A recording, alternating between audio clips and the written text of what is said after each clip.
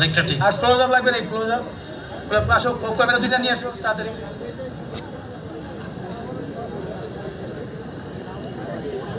আচ্ছা, আমরা কিন্তু এখন দর্শকদের মূলত শট নেব, এনারা গাইবেন, দর্শকদের শটগুলো নেব, অর্থাৎ আপনারা একটু তালি দেবেন, একটু দুলবেন, গানের তালে তালে ছন্দে ছন্দে একটু দুলবেন, সেই শট, এই দোলা মানে এটা নেই।